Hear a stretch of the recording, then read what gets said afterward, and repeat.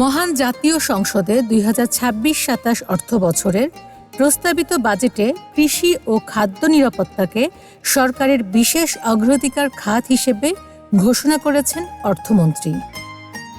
কৃষি উপকরণের ব্যয় কমাতে বিভিন্ন কর ও ভ্যাট ছাড়ের প্রস্তাব রেখেছেন তিনি। অর্থনীতিবিদদের মতে মূল্যস্ফীতি নিয়ন্ত্রণ ও খাদ্য নিরাপত্তা নিশ্চিতে এটি ইতিবাচক হলেও বরাদ্দকৃত অর্থের সুফল প্রান্তিক কৃষকদের কাছে পৌঁছানো এবং সুনির্দিষ্ট কৃষি সংস্কার বাস্তবায়নই এখন বড় চ্যালেঞ্জ। এবারের জাতীয় বাজেট বেশ সম্প্রসারিত, কিন্তু কৃষি বাজেট অনেকটাই সংকুচিত। আমাদের এবারের জাতীয় বাজেট গত বছরের তুলনায় প্রায় 19% বৃদ্ধি পেয়েছে। কৃষি বাজেট বেড়েছে 1.02%। গত প্রায় 2 দশক ধরে কৃষি বাজেট ক্রমাগতভাবে হ্রাস পাচ্ছে, অর্থাৎ যে হারে আমাদের জাতীয় বাজেট বৃদ্ধি পাচ্ছে সেই হারে কৃষি বাজেট বাড়ছে না। যে কারণে 2009-10 থেকে এবছর পর্যন্ত আমাদের জাতীয় বাজেট প্রায় 7.5 গুণ বৃদ্ধি পেয়েছে, কিন্তু কৃষি বাজেট বৃদ্ধি পেয়েছে 4.5 গুণ। 2011-12 সালে আমাদের মোট বাজেটে কৃষি বাজেটের হিস্সা বা শরিকানা ছিল 10.6%। এবারে তা অনেক কমে এসে 5% নেমে গেছে। আমাদের ভর্তুকির কথা ধরুন, ভর্তুকি গত 11-12 সালে মোট বাজেটের প্রায় 6.4% ভর্তুকি খাতে নিয়োগ করা হয়েছিল। এবছর সেটা নিয়োগ করা হয়েছে 1.75%। গত বছরের তুলনায় এবছরে আমাদের ভর্তুকি কমে গেছে 240 কোটি টাকা। তো যখন আমাদের দেশে কৃষি অনেকটা সমস্যার মধ্যে আছে, উৎপাদন অনেকটাই স্ট্যাগন্যান্ট পর্যায়ে আছে, তখন আমাদের কিন্তু কৃষিতে বিনিয়োগ ও ভর্তুকি বেশি দেওয়ার কথা ছিল, কিন্তু সে তুলনায় যেটা আসলে বছরের বাজেটে এসছে সেটা খুব উৎসাহব্যঞ্জক, সন্তোষজনক নয়। সেটা খুব সন্তোষজনক নয়।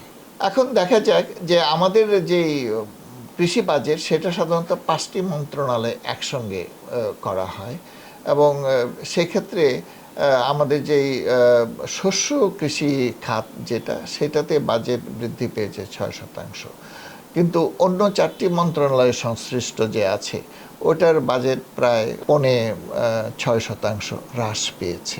তো সার্বিক দিক যদি বিবেচনা করা যায় তাহলে দেখা যাবে যে কৃষির প্রধান খাতগুলোতে বাজেট কমে গেছে। যেমন মৎস্য ও পশু সম্পদ মন্ত্রণালয়, এখানে কিন্তু বাজেট প্রায় 20% কমে গেছে।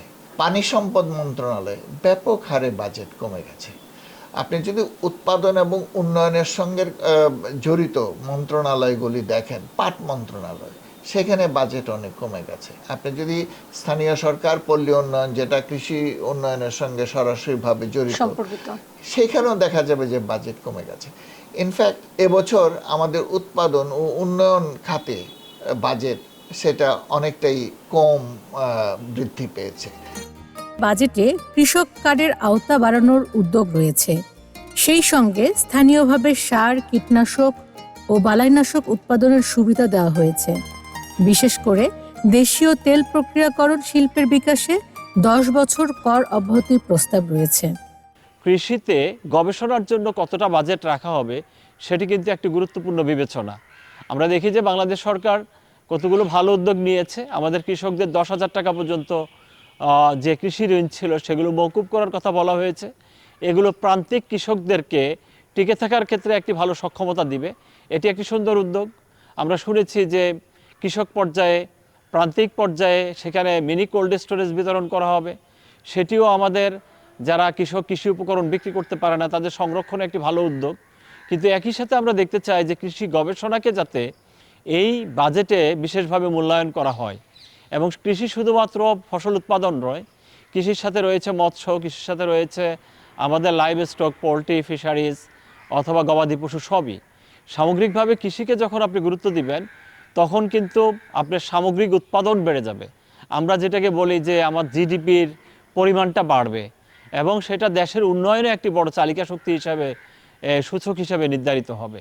তা আমরা আশা করি এবছর কৃষিতে যে বরাদ্দটি থাকবে সেগুলোতে কৃষি গবেষণা একটি বিশেষ গুরুত্ব পাবে এবং গবেষণা থেকে আমরা আগামী দিনের কৃষির জন্য টেকসই কৃষি এবং আমরা যেগুলোকে বলি আধুনিক কৃষি, প্রোটেক্টেড এগ্রিকালচার অথবা লাকসই কৃষি এবং নিরাপদ কৃষির যে অনুষঙ্গগুলো রয়েছে সেখানে আমরা একটা শক্তিশালী অবস্থান করতে পারবো।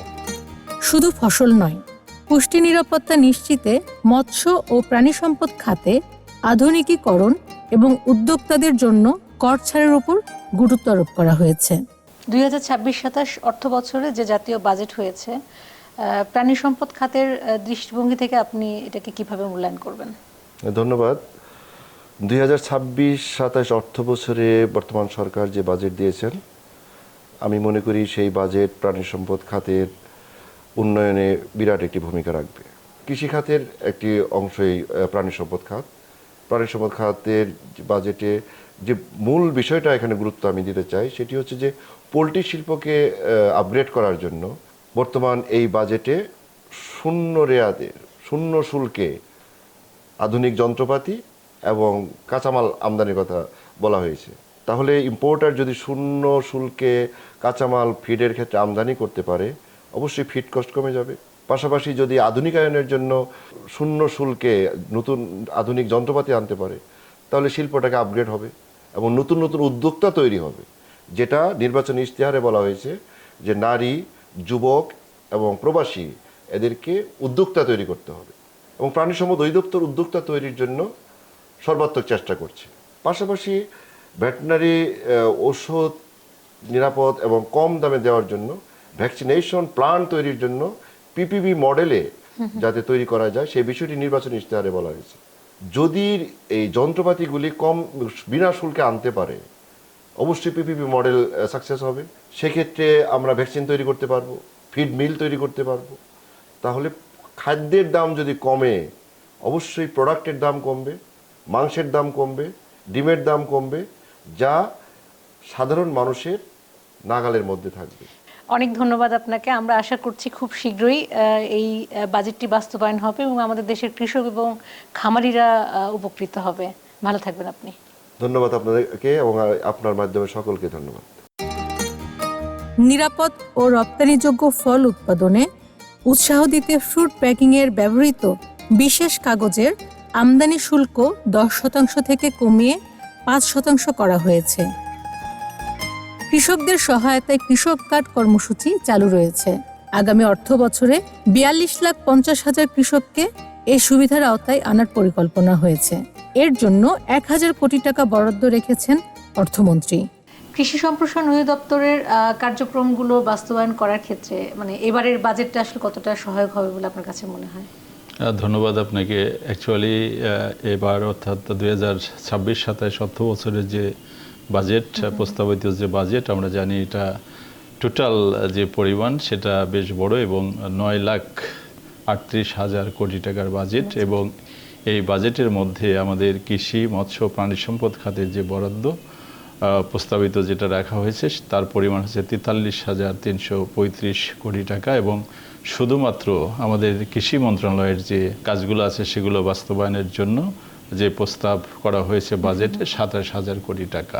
এই যে বাজেটটা এটা আসলে গতবার যে বাজেট ছিল ওই রকমই, কিন্তু এবার বাজেটটা যাতে সঠিকভাবে ইউটিলাইজ হয় এই জন্য খাত যেগুলো নির্ধারণ করা হয়েছে আপনি যেটা বলছেন, অবশ্যই আমি মনে করি যে এই বাজেট কৃষি খাতের উন্নয়নে, কৃষির উন্নয়নে এটা কার্যক্রম যেটা নেওয়া হবে সেগুলো কাজ করবে এবং এই ক্ষেত্রে যে কার্যক্রমগুলোতে অ্যাড্রেস করা হয়েছে তার ভিতরে যেটা আছে কৃষি ভর্তুকি, যেটা সার এবং কৃষি উপকরণ যে ভর্তুকিটা, এই ভর্তুকিতে দেওয়া হবে এবং কৃষি গবেষণা এবং প্রযুক্তি উদ্ভাবনের ক্ষেত্রে এই বাজেট কাজ করবে এবং কৃষি সম্প্রসারণ যে মেথড যেগুলো আছে সেগুলো কৃষকের দোরগোড়ায় পৌঁছে দেওয়ার জন্য এই বাজেট কার্যকর হবে আর কি। এবং সবচেয়ে বড় বিষয় যেটা কৃষি সম্প্রসারণের পাশাপাশি আমাদের বর্তমান কৃষির যে প্রয়োজন, যেটা কৃষি যান্ত্রিকরণ, যেটা এই যান্ত্রিকরণেও কিন্তু ভর্তুকি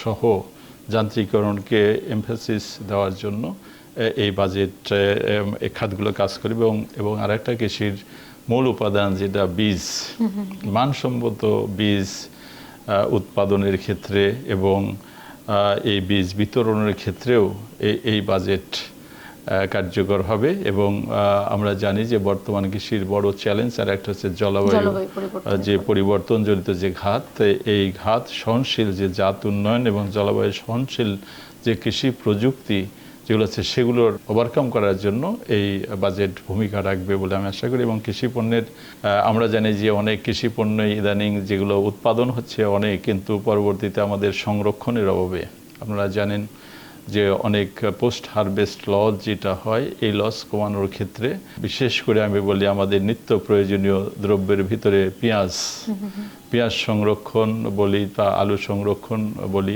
এগুলো সংরক্ষণ করার জন্য এই বাজেট ভূমিকা রাখবে বলে আমি আশা করি। ক্ষুদ্র এবং প্রান্তিক কৃষক যারা আছে তারা সরাসরি আসলে এই বাজেট থেকে কি ধরনের সুবিধা পেতে পারে বলে আপনার কাছে মনে হয়? অ্যাকচুয়ালি আপনি যে কথাটা বলছেন, কারণ আমাদের দেশের ক্ষুদ্র কৃষক বা প্রান্তিক কৃষকের সংখ্যায় প্রায় 83%।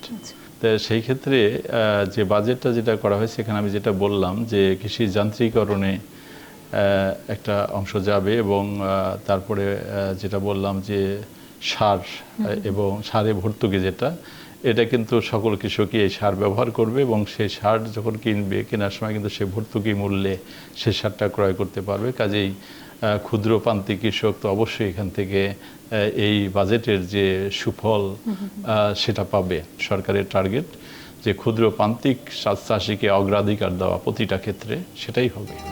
প্রাকৃতিক দুর্যোগের ঝুঁকি মোকাবেলায় প্রথমবারের মতো কৃষি ও মৎস্য বীমা চালুর পরিকল্পনার কথাও বাজেটে উল্লেখ করা হয়েছে। জলবায়ু পরিবর্তনের ফলে বাংলাদেশ, বিশেষ করে আমাদের কৃষি সেক্টরটা প্রতিনিয়ত নানা ধরনের ঝুঁকির মধ্যে আমরা দিন পার করছি, বিশেষ করে আমাদের কৃষি এবং কৃষক যারা আছেন তারা। তো এবারের যে বাজেটটি উত্থাপিত হলো সেখানে কৃষি বান্ধব বা পরিবেশ সংক্রান্ত যে জলবায়ু পরিবর্তনের ফলে যে ধরনের ঝুঁকিগুলোর সামনে আসলে মোকাবেলা করার যে ব্যাপারগুলো আছে আর কি, সেক্ষেত্রে আসলে কতটা উপযুক্ত হয়েছে বলে আপনার কাছে মনে হয়, যদি একটু বলতেন। দেখুন, এবারে যে বাজেটটি হয়েছে সেটির ওভারঅল যে সাইজ, সেই সাইজ বিবেচনায় হঠাৎ করে বেশ ভালো একটা জাম দেওয়া হয়েছে এবং অনেকে হয়তো এটা আশা করে নাই এরকম বড় একটা বাজেট আসবে, 9,30-32 কোটি টাকার একটা বাজেট। সেই বাজেটে স্বাভাবিকভাবে আশা করা হয় যে টোটাল বাজেটটা যখন বাড়ে তখন সেক্টরালি সকল মন্ত্রণালয়ের একটা প্রপোর্শনাল একটা জায়গাতে এটা বাড়বে। আমরা লক্ষ্য করেছি এবারে বাজেটটি একটা সামঞ্জস্যপূর্ণ ওভারঅল একটি বাজেট আছে, যেটাকে আমরা যারা পরিবেশ নিয়ে কাজ করি আমরা এটাকে গ্রিন বাজেট কেউ আমরা আখ্যায়িত করছি, অর্থাৎ পরিবেশের সপক্ষের একটা বাজেট। হোলিস্টিকভাবে এটি একটি ভালো বাজেট এবং পরিবেশ সংরক্ষণ, পরিবেশ দূষণ নিয়ন্ত্রণ, জলবায়ু পরিবর্তন, মানুষের উপকূলীয় অঞ্চলে বিভিন্ন দুর্যোগ মোকাবেলা, মোটামুটি সবগুলো আসপেক্ট এসেছে। সেই সাথে আমরা যদি এটাকে মাইক্রো স্কেলে এটাকে অ্যানালাইসিস করি তাহলে কয়েকটা খুব গুরুত্বপূর্ণ বিষয় এখানে আসে। সেটি হলো যে মূল বাজেট, টোটাল বাজেট যেই পরিমাণ, যেই হারে বৃদ্ধি পেয়েছে, পরিবেশ মন্ত্রণালয়ের বা জনস্বাস্থ্য বিবেচনায় যে সাইটগুলো আছে সেগুলোর বাজেট সেই পরিমাণে বৃদ্ধি পায় নাই। আমরা বিগত 12 বছর বা 15 বছরের বাজেট যদি বিবেচনা করি তাহলে দেখি যে 1000 কোটি টাকা থেকে 1300-1400 কোটি টাকার ভিতরে এটি উঠানামা করছিল এবং 2024-এর পরে আমরা 25-এর যে বাজেট সেখানে আমরা এটি বৃদ্ধি পেয়ে মোটামুটি 2000 কোটি টাকার একটা পরিবেশ মন্ত্রণালয়ের বাজেট পেয়েছি। এইবার আমরা আশা করেছিলাম বাজেটের আকার যেহেতু বড়, পরিবেশ মন্ত্রণালয়ও তার একটা বড় এক্সটেন্ডেড একটা বাজেট পাবে, কিন্তু আমরা সেখানে দেখলাম যে মাত্র 100 কোটি টাকা বৃদ্ধি পেয়ে এটা 2100 কোটি টাকার পরিবেশ মন্ত্রণালয়ের বাজেট এসেছে।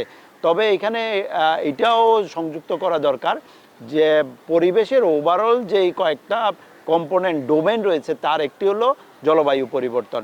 বাজেটে বিভিন্ন মন্ত্রণালয়ে আলাদা আলাদা করে জলবায়ু পরিবর্তন মোকাবেলায় আলাদা খাত রাখা হয়েছে, বরাদ্দ দেওয়া হয়েছে, কিন্তু জলবায়ু পরিবর্তন এককভাবে বাংলাদেশের পরিবেশকে নিয়ন্ত্রণ করছে না।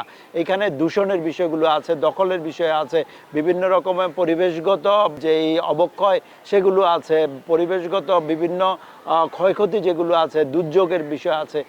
এই জায়গাগুলোকে অ্যাড্রেস করার জন্য যেই আলাদা করে অ্যালোকেশন আমরা এক্সপেক্ট করেছিলাম আমরা এখনো পর্যন্ত সেই অ্যালোকেশনটি দেখছি না। আবার শুধুমাত্র যদি জলবায়ু পরিবর্তনের কথাও বলি, জলবায়ু পরিবর্তন যে টাস্ক রয়েছে সেখানে আমরা লক্ষ্য করছি যে মাত্র 100 কোটি টাকা বরাদ্দ দেওয়া হয়েছে। এইটি ওভারঅল এই কনসেপ্টে সাথে ঠিক যায় না। এখানে অন্তত এর 4 থেকে 5 গুণ বরাদ্দ, অর্থাৎ 400 থেকে 500 কোটি টাকা বরাদ্দ আমরা এক্সপেক্ট করেছিলাম। এবং সাথে সাথে কয়েকটি পজিটিভ জিনিস আমরা যেটা লক্ষ্য করেছি, এবার আমরা দেখেছি যে বায়ু দূষণ নিয়ন্ত্রণ করার জন্য বিআরটিএকে অনেকগুলো ইন্সপেকশন স্টেশন বরাদ্দ দেওয়া হচ্ছে, continuous air quality monitoring station করা হচ্ছে অনেকগুলো, এবং রিনিউয়েবল এনার্জিকে প্রমোট করা এবং ফসিল ফুয়েলকে আস্তে আস্তে করে ট্রানজিশনে নিয়ে আসার যেই বিষয়গুলো আছে সেগুলো ভালো কতগুলো উদ্যোগ নেওয়া হয়েছে। কিন্তু এই উদ্যোগগুলো ইমপ্লিমেন্টেশন করার যে রোড ম্যাপ, সেই রোড ম্যাপটা আমরা এখনো এখানে দেখতে পাই না। সেক্ষেত্রে স্যার বাস্তবায়নের ক্ষেত্রে আসলে কী ধরনের উদ্যোগগুলো নিলে আসলে? আমরা বিএনপি বা সরকারের যে ইলেকশন ম্যানিফেস্টো আমরা লক্ষ্য করেছিলাম, সেখানকার যে কমিটমেন্টগুলো ছিল, বিশেষ করে 25 কোটি গাছ লাগানোর, 5 বছরে 25 কোটি গাছ লাগানোর বিষয়, সেটি আমরা সুস্পষ্টভাবে এখানে আমরা দেখেছি। 25 কোটির 5 বছরের জায়গায় 1 বছরে 5 কোটি আসবে।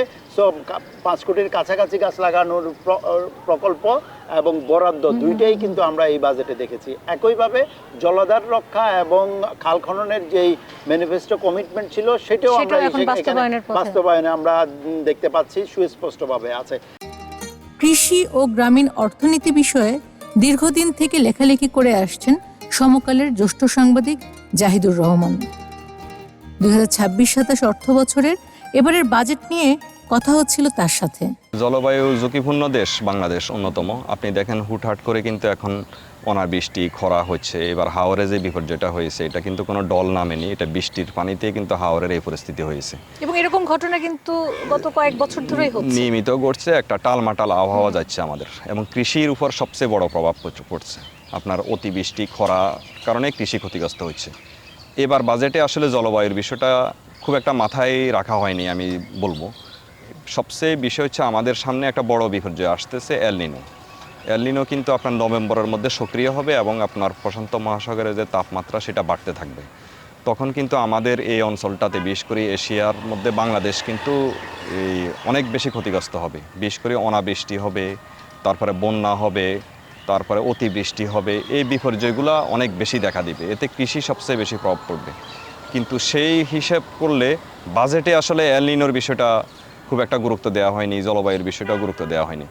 কারণ আমরা যদি দেখতাম, এখানে 28,000 কোটি টাকার মধ্যে কিন্তু বেশিরভাগই হচ্ছে আপনার প্রণোদনা, এবং প্রণোদনার মধ্যে হচ্ছে 28,000 কোটি টাকার মধ্যে সারের ফিসে প্রায় 50%-এর বেশি কিন্তু খরচ হয়ে যাবে। সেক্ষেত্রে যে আমাদের জলবায়ুর জন্য যে প্রযুক্তিগত যে বরাদ্দ দেওয়া দরকার, গবেষণা, জলবায়ু বান্ধব বীজ, প্রযুক্তি উদ্ভাবন করা, সেটার ফিসে কিন্তু খুব বেশি বরাদ্দ নাই, খুবই সামান্য বরাদ্দ ওটার জন্য।